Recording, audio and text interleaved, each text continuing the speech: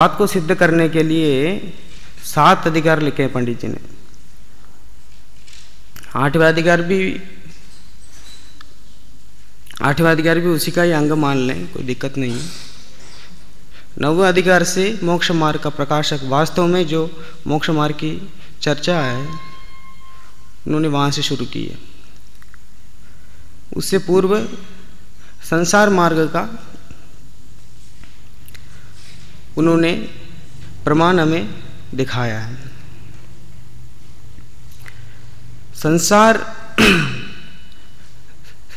संसार मार्ग में यह मिथ्या दृष्टि जीव क्यों प्रवर्तन करता है, इसके लिए 3 कारण उन्होंने बताए: मिथ्या दर्शन, मिथ्या ज्ञान और मिथ्या चारित्र। जैसा कि छड़ाला में भी कहा है, तीसरी डाल के पहले छंद में,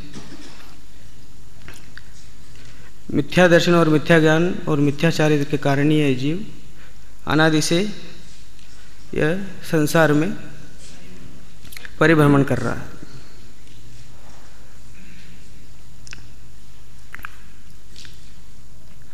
उसमें मिथ्या चारित्र का क्या स्वरूप है, जिसके वश होकर यह जीव अनादि से संसार परिभ्रमण कर रहा है, यह आज हम विस्तार से पंडित जी के माध्यम से समझेंगे। पेज नंबर 88 निकालें, मोक्ष मार्ग प्रकाशक।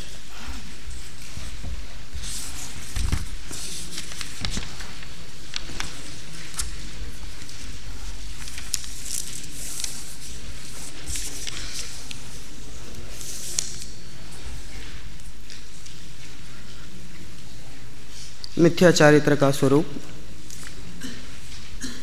अब मिथ्या चारित्र का स्वरूप कहते हैं चारित्र मोह के उदय से जो कषाय भाव होता है उसका नाम मिथ्या चारित्र। मिथ्या चारित्र किसका नाम है? चारित्र मोह के उदय से जो कषाय भाव होता है उसका नाम मिथ्या चारित्र। चारित्र मोह का उदय सम्यक दृष्टि को भी होता है। सौरभ, सम्यक दृष्टि को चारित्र मोह का उदय होता है कि नहीं? चौथे गुणस्थानवर्ती जीव को, चौथे गुणस्थानवर्ती सम्यक दृष्टि को कौन सा चारित्र मोह का उदय होता है? चारित्र मोह का उदय होता है कि नहीं चौथे गुणस्थानवर्ती सम्यक दृष्टि जीव को? और 5वें गुणस्थानवर्ती को भी होता है, और 6ठे गुणस्थानवर्ती 10वें गुणस्थात्मक चारित्र मोह का उदय रहता है। तो यहाँ तो पंडित जी क्या कह रहे हैं? चारित्र मोह के उदय से जो कषाय भाव होता है उसका नाम मिथ्या चारित्र। इसका मतलब क्या है? 10वें गुणस्थान तक मिथ्या चारित्र है, ऐसा है? ऐसा नहीं है। इसलिए मैंने आपको पहले कहा था 8वें अधिकार तक उन्होंने संसार मिथ्या दृष्टि जीवों की चर्चा की है। इसलिए यहाँ पे मिथ्या दर्शन, मिथ्या ज्ञान के साथ जो चारित्र मोह का उदय होता है उसको यहाँ पे लेना है। मिथ्या दर्शन, मिथ्या ज्ञान के साथ जो चारित्र मोह का उदय होता है उससे जो कषाय भाव उत्पन्न होता है उसको यहाँ पे लेना है। इसलिए पंडित जी ने कहा चारित्र मोह के उदय से जो कषाय भाव होता है उसका नाम मिथ्या चारित्र। मिथ्या दर्शन सहित, मिथ्या ज्ञान सहित जो कषाय भाव होता है उसका नाम मिथ्या चारित्र है। यहाँ अपने स्वभाव रूप प्रवृत्ति नहीं है। झूठी पर स्वभाव रूप प्रवृत्ति करना चाहता है सो बनती नहीं है, इसलिए इसका नाम मिथ्या चारित्र है। यहाँ स्वभाव रूप प्रवृत्ति क्या है और झूठी पर स्वभाव रूप प्रवृत्ति क्या है, इन दोनों को आगे समझाएंगे और उसका उदाहरण भी देंगे। लेकिन यहाँ क्या कहना चाहते हैं? 2 चीज़ें हैं, स्वभाव रूप प्रवृत्ति नहीं होती है और झूठी पर स्वभाव रूप प्रवृत्ति करना चाहता है। दोनों चीज़ें हैं, दोनों को नाम मिथ्या चारित्र है। जैसा इसका स्वभाव है वैसा है प्रवर्तन नहीं करता है, और झूठी पर स्वभाव रूप प्रवृत्ति करना चाहता है। जैसा इसका स्वभाव है वैसा प्रवर्तन नहीं करके, जैसा इसका स्वभाव नहीं है वैसा प्रवर्तन करना चाहता है, उसका नाम मिथ्या चारित्र है। और ये भी लिख दिया वहाँ पे, सो बनती नहीं। और सिद्धांत की बात भी उन्होंने साथ ही में कह दी। यद्यपि ऐसा ये कषाय भाव के वश होकर ऐसा करना चाहता है, फिर भी सो बनती नहीं है, ऐसा होता नहीं है, क्योंकि वस्तु स्वभाव ऐसा ही है, वस्तु स्वरूप ऐसा ही है। इसलिए कहा सो बनती नहीं है, इसलिए इसका नाम मिथ्या चारित्र है। जो कार्य हो ही नहीं सकता, उस कार्य को अपने लक्ष्य में लेकर नहीं मैं तो ये कार्य करूँगा, ये कार्य करके ही रहूँगा, ऐसे कषाय भाव करते रहना कोई अर्थ को लिया हुआ नहीं है, कोई प्रयोजन को लिया हुआ नहीं है, और नहीं ये वस्तु स्वरूप के अनुकूल है। इसलिए यहाँ पे इसे मिथ्या चारित्र कहा गया है। वही बतलाते हैं, अपना स्वभाव तो दृष्टा ज्ञाता है, सो स्वयं केवल देखने वाला जानने वाला तो रहता नहीं है। अब बता दिया उनने, यहाँ स्वभाव रूप प्रवृत्ति क्या है? अपना स्वभाव तो दृष्टा ज्ञाता है, जानना देखना इसका स्वभाव है। किसका स्वभाव है? जीव का स्वभाव है ना। जीव का स्वभाव जानना देखना है, वो तो वह स्वयं जानने देखने रूप तो प्रवर्तन नहीं करता है। क्या करता है? जिन पदार्थों को देखता है, जानता है, उनमें इष्ट अनिष्टपना मानता है, इसलिए रागी द्वेषी होकर किसी का सद्भाव चाहता है, किसी का अभाव चाहता है। जिन पदार्थों को देखता है, जानता है, माने अनादि से पंडित जी ने पहले भी लिखा ना, पर्याय में तन्मय हो जाता है। जिस पर्याय में जाता है उस पर्याय में तन्मय रूप हो जाता है। उपचरित असद्भुत व्यवहार नहीं की अपेक्षा कुटुंब, परिवार, गांव इत्यादि में अपनापन करता है। पर चीजें, शरीर के अलावा जो दूसरी चीजें हैं उनमें अपनापन करता है। कोई अपना दोस्त का अच्छा चाहता है, नहीं इसका अच्छा हो जाए, इसके नंबर अच्छा आ जाए, और इसके लिए कुछ धन मिल जाए, और अपने परिवार के बारे में सोचता है। कोई पिता अपने पुत्र के बारे में सोचता है, नहीं इसको तो मैं IPS बना के रहूँगा, और एक सोचता है और इसको बहुत बड़ी नौकरी दिला दूंगा। ऐसे ऐसे जो राग द्वेष आदि करते हैं ना दूसरों पे, ये सब क्या है? उपचरित असद्भुत व्यवहार नहीं की अपेक्षा कहें तो वैसे इष्ट अनिष्ट करता है। और थोड़ा सूक्ष्म साथ से विचार करें तो अनुपचरित असद्भुत व्यवहार नहीं, तो ये शरीर का मामला है। और अपने शरीर के बारे में इष्ट अनिष्ट के बारे में सोचता है। शरीर के लिए इष्ट चाहता है, कभी अनिष्ट चाहता है, ऐसा। इसके लिए कोई उदाहरण देने की जरूरत ही नहीं, सब जानते हैं कितना अपन शरीर के पीछे दिन भर कितने अनिष्ट होते हैं, इष्ट होते हैं, कितनी मान्यताएं हमारी ऐसी होती हैं। और सद्बुद्धि व्यवहार नहीं में आए तो उपचरित सद्बुद्धि व्यवहार नहीं और अनुपचरित सद्बुद्धि व्यवहार नहीं, इन सब में राग द्वेष करता है। और अपने ज्ञान से जो प्राप्त करते हैं ना ज्ञेय, इसमें भी इष्ट अनिष्टपना संभव है, कैसे संभव है? जो जैसा जानने में आ रहा है वैसे जानने में नहीं आने देना चाहता है। ये जो चाहता है मैं तो इसी को जानूंगा, ऐसा उसमें इष्ट अनिष्टपना करता है। इसलिए यहाँ कहा जिन पदार्थों को देखता जानता है उनमें इष्ट अनिष्टपना मानता है। इसलिए रागी द्वेषी होकर किसी का सद्भाव चाहता है और किसी का अभाव चाहता है। राग द्वेष करने का मतलब है किसी का सद्भाव और किसी का अभाव। जिनसे राग करता है उनका सद्भाव चाहता है और जिनसे द्वेष करता है उनका अभाव। परंतु वस्तु व्यवस्था ऐसी नहीं है। वस्तु व्यवस्था कैसी है? जैसे सर्वज्ञ भगवान ने देखा जाना है वैसा ही होता है। इसलिए सर्वज्ञ भगवान के जितना तो हमारा ज्ञान है नहीं है। न इतना भविष्य को जानते हैं न इतना भूत को जानते हैं।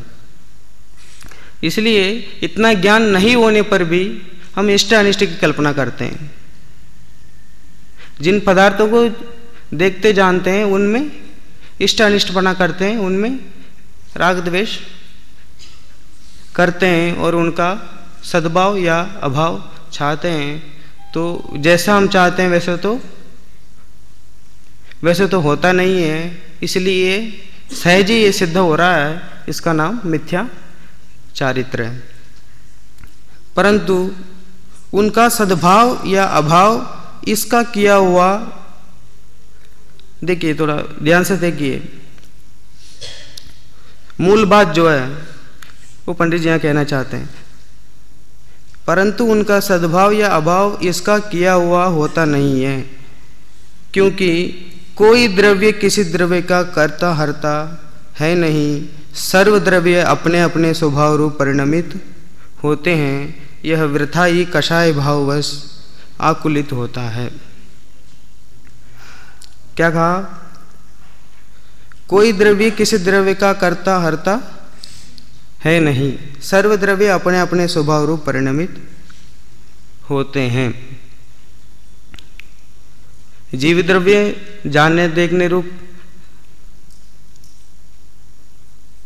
परिणमित होता है और पुद्गल द्रव्य का जो स्पर्श रस आदि जो गुण है उसके वो उस रूप होता है। और धर्म द्रव्य अधर्म द्रव्य काल आकाश ये सब द्रव्य अपने अपने स्वभाव रूप परिणमित होते हैं। कोई द्रव्य किसी द्रव्य के परिणाम रूप दूसरे स्वभाव रूप परिणमित नहीं होते हैं। इसलिए कोई द्रव्य किसी द्रव्य का कर्ता है नहीं और यह वृथा ही कषाय भाव से आकुलित होता है। क्योंकि घर परिवार कुटुंब आदि कौन से द्रव्य के अंतर्गत आते हैं?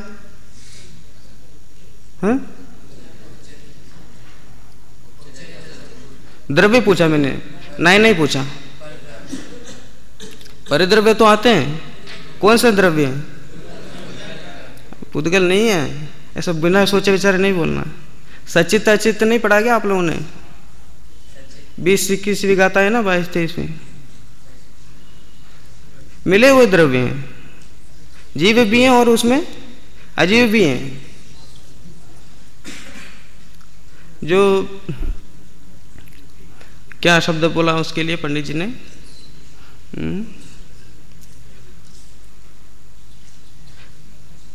जीव और पुद्गल की मिली हुई अवस्था के लिए असमान जाति पर्याय। असमान जाति पर्याय जो है वह घर पुत्र पर जो भी अपने परिवार और परिद्रव्य हैं वे सब क्या है? असमान जाति पर्याय हैं। पुद्गल द्रव्य भी हैं और जीव द्रव्य भी हैं। इसलिए वे अपने अपने स्वभाव रूप परिणमित होते हैं। और यह जीव क्या चाहता है कि मैं उनका कर्ता बनूं, मैं जैसा चाहूं वैसे उनमें परिवर्तन हो, मैं जैसे चाहता हूं वैसे परिणमित वो हैं, और मैं जैसा नहीं चाहता हूं वैसे परिणमित वे नहीं होवे, ऐसा मानता है। इसलिए इसका नाम क्या है? मिथ्या चारित्र है। यह वृथा ही कषाय भाव से आकुलित होता है। अब आकुलता जो है उसको सबसे लास्ट में दिया पंडित जी ने। देखो शुरू में तो उनका स्वभाव बोला, शुरू में उनका स्वभाव का कषाय भाव करता है, परिद्रव्य में कुछ खरीद नहीं सकता फिर भी कषाय भाव करता है, इसलिए उसका परिणाम क्या है? आकुलित होता है। अंत में क्या होता है? आकुलित होता है। अगर कषाय भाव किसी परिणाम तक ले जाता है, कषाय भाव का फल कुछ कह सकते हैं, तो वो क्या है? आकुलता। जब जब कषाय भाव करेंगे तब तब आकुलता पाएंगे। इसलिए यहाँ पे कहा यह वृथा ही कषाय भाव से आकुलित, वृथा ही कषाय भाव से आकुलित होता है। और अब इसी बात को आगे स्पष्ट कर रहे हैं, तथा कदाचित जैसे यह चाहे वैसे ही पदार्थ परिणमित हों। मानो सामने से कोई शिष्य प्रश्न कर रहा है, आप यदि ऐसा कह रहे हैं कि तुम्हारा कषाय भाव करना, तुम कह रहे हो परिद्रव्य का कोई कर्ता धर्ता है ही नहीं है, इसलिए कषाय भाव करना व्यर्थ है, कषाय भाव नहीं करना चाहिए, कषाय भाव करने से मिथ्या चारित्र होता है। और यदि कषाय भाव करने से परिद्रव्य में कुछ परिणमन हो जाए तो क्या करें? अभी पंडित जी कह रहे थे कषाय भाव करने से कुछ नहीं होता, जीव व्यर्थ ही आकुलित होता है, परिद्रव्य में कुछ कर्ता धर्ता, कोई किसी द्रव्य का कर्ता धर्ता नहीं है।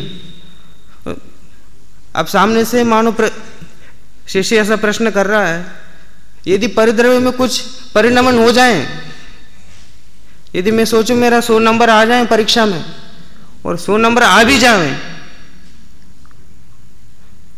तो अब तो मैंने जैसा चाहा वैसा हो गया ना, वैसा परिणमन हो गया। तो अब तो आप कह रहे थे कि कोई द्रव्य किसी द्रव्य का करता ही नहीं है। अब शरीर में कोई बीमारी हुई और मैंने दवाई ली और मैंने सोचा अब ठीक हो जाऊंगा, और ठीक हो गया अगले दिन। अब मैंने जैसा चाहा वैसा परिणमन हो गया। अब कोई बहुत दिन से मुझे परेशान कर रहा था, मैंने सोचा कि कैसा आदमी मुझे परेशान करता रहता है, इसका तो एक्सीडेंट हो जाए मुझे कल, तो वैसे एक्सीडेंट हो गया उसका कल। तो आपने जैसा चाहा वैसा हो गया कि नहीं? अब बहुत क्रिकेट देखने का शौक है, पाकिस्तान को तो हरा देना चाहिए, पहले ही हरा देना चाहिए, पहले 10 ओवर में हरा देना चाहिए। अब वैसे 10 ओवर में हार भी गया, फिर जैसे चाहे वैसा हो गया ना। इसका क्या जवाब है पंडित जी के पास? नहीं, ज्यादा वस्तु स्वरूप जो कह रहे हैं, जैसा चाहते हैं वैसा होता नहीं है, जैसा द्वेष करते हैं वैसा होता नहीं, जैसा राग करते हैं वैसा होता नहीं है, तो जैसे जैसा हम लोग चाहते हैं वैसा होता क्यों दिखाई देता है, और जैसा नहीं चाहते हैं वैसे नहीं होता भी दिखाई देता है? ऐसा क्यों है? तो इसके लिए पंडित जी जवाब देते हैं, तथा कदाचित जैसे चाहें वैसे ही पदार्थ परिणमित हों, तो वह अपने परिणाम से तो परिणमित हुआ ही नहीं है। मूल बात क्या है? तुमने जैसा चाहा 10 ओवर में पाकिस्तान मैच जीते हैं, तुम्हारे चाहने से तो पाकिस्तान मैच नहीं जीता।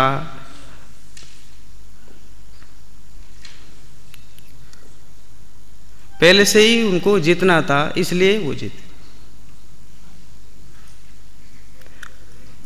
जैसे होना था उसी में तुमने अपने राग किया तो दोनों एक जैसे हो गए, और तुमने मान लिया मैंने जैसे चाहा वैसे ही हो गया। और इसके लिए बहुत बढ़िया उदाहरण देते हैं पंडित जी, पढ़िए नीचे। जैसे गाड़ी चलती है और बालक उसे धक्का देकर ऐसा माने कि मैं इसे चला रहा हूं, तो वह असत्य मानता है। क्यों?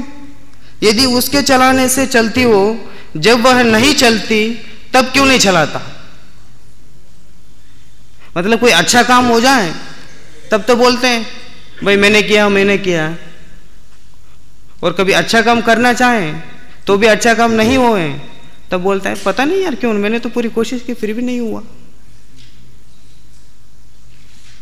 नहीं, यदि तुम्हारे कोशिश करने से काम होता हो तो हर बार होना चाहिए, है ना। इसका मतलब आपके कोशिश करने से काम नहीं हो रहा है, जैसा वस्तु स्वभाव वस्तु स्वरूप वैसा काम हो रहा है। और उसमें कभी कभी अपने चाह के अनुसार काम हो जाता है तो हम ऐसा सोचते हैं कि मैंने जैसा चाहा वैसे ही कार्य हो गया। इसलिए पंडित जी ने क्या उदाहरण दिया, कोई बालक होता है,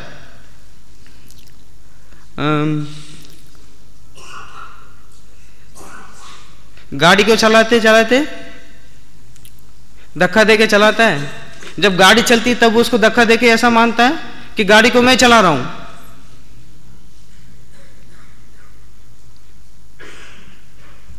और जब गाड़ी नहीं चलती है तब धक्का देता है तो गाड़ी नहीं चल पाती है। इसलिए वह क्या है, असत्य मानता है। उसी प्रकार वस्तु स्वरूप जैसा है उसी के अनुसार कभी इसके राग द्वेष करना सार्थक हो जाए तब तो ऐसा मानता है मैंने किया, और जब इसके राग द्वेष के अनुसार वस्तु स्वरूप का परिणमन नहीं हो तब ऐसा मानता है कि मैं क्या करूं। कुल मिला के पंडित जी ये कहना चाहते हैं कि मिथ्या दृष्टि जीव के राग द्वेष के अनुसार तो कोई कार्य नहीं होता है, जैसा वस्तु स्वभाव है जैसा वस्तु स्वरूप है वैसा ही कार्य होता है। देखिए आगे, उसी प्रकार पदार्थ परिणमित होते हैं और यह जीव उनका अनुसरण करके ऐसा मानता है कि इनको मैं ऐसा परिणमित कर रहा हूं, परंतु वह असत्य मानता है। अब इसी में लगा लेना सारी बातें, घर परिवार और शरीर और राग द्वेष और अल्पज्ञान जो भी है वो सब उसमें कर्तापना जीव इस प्रकार मानता है। जैसा होता है उनका अनुसरण करके उनमें राग द्वेष करता है, परंतु वह असत्य मानता है। यदि उसके परिणाम आने से परिणमित होते हैं तो वे वैसे परिणमित नहीं होते, तब क्यों नहीं परिणाम आता। दादाजी उदाहरण देते हैं ना, 4 पुत्र होते हैं एक पिता के, तो एक को डॉक्टर बनाया, एक को इंजीनियर बनाया और एक को कलेक्टर बनाया, और चौथे को कुछ नहीं किया। तो जब वो तीनों की बात करता है तब क्या बोलते हैं, हाँ मैंने तो इसको डॉक्टर बनाया, इसको इंजीनियर बनाया, इसको कलेक्टर बनाया। अब वो चौथे पुत्र आपका उसको क्या वो उसको क्या करूँगा, उसने कुछ नहीं किया। मतलब उसने कुछ नहीं किया, इसका मतलब जिन्होंने किया उन्होंने भी खुद नहीं किया ना। इसलिए अपन जैसे चाह है वैसे ही वस्तु का परिणमन हो जाए तो उसका अनुसरण करके कहते हैं कि मैंने चाहा वैसे ही हो गया। वास्तव में कोई किसी का कर्ता,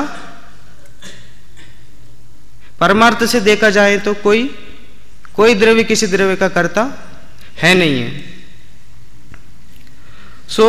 जैसा स्वयं चाहता है वैसा तो पदार्थ का परिणमन कदाचित ऐसे ही बन जाए तब होता है। कदाचित माने कभी कभी होता है, कभी कभी होता है, हर बार ऐसा नहीं होता। जैसे जीव चाहता है वैसे ही हो जाए, ये कदाचित ही होता है। कदाचित संयोग कभी मिल जाए तभी हो पाता है। बहुत परिणमन तो जिन्हें स्वयं नहीं चाहता वैसे ही होते देखे जाते हैं। इसलिए यह निश्चय है कि अपने करने से किसी का सद्भाव या अभाव तो नहीं होता। अपने करने से किसी का अभाव सद्भाव तो नहीं होता है।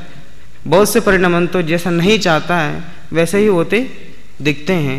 इसलिए इसके कषाय भाव करने से कोई अर्थ नहीं निकलता, कोई प्रयोजन नहीं निकलता, उससे वह वृथा ही आकुलित होता है। कषाय भाव करके जैसा चाहता है वैसा होता नहीं है, इसलिए अंत में उसे आकुलता ही मिलती है और वह आकुलता के कारण ही वह मोक्ष मार्ग में अग्रसर नहीं हो पाता है। इसलिए उसका नाम मिथ्या चारित्र कहा है।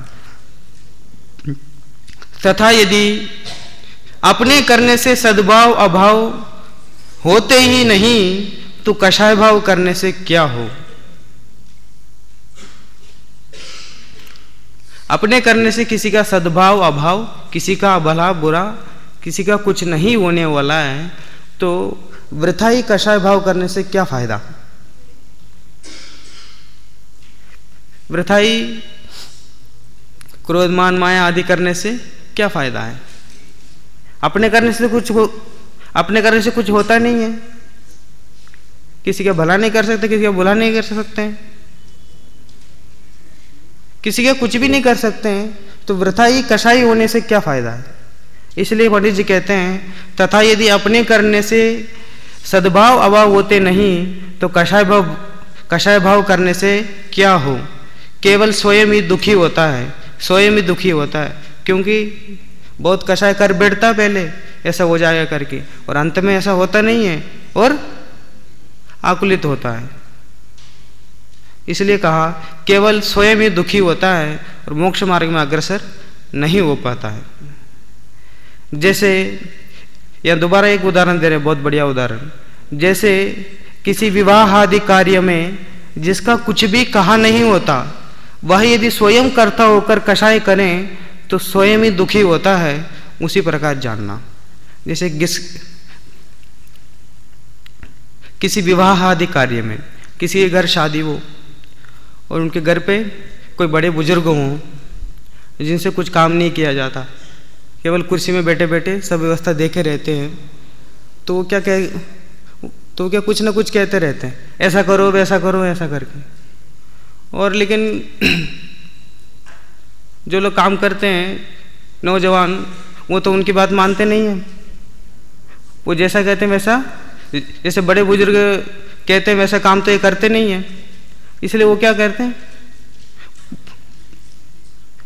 वे वृथा ही कह के स्वयं दुखी होते हैं। उसी प्रकार यह जीव भी जैसा परिणमन होता है उसमें वृथा ही राग द्वेष करके स्वयं ही दुखी होता है। मतलब पर का कर्ता बनोगे तो वहां दुख और आकुलता निश्चित है। पर का कर्ता अपने को मानोगे तो वह मिथ्या मान्यता तो है ही, और उसके कारण जो फल मिलेगा वह आकुलता है।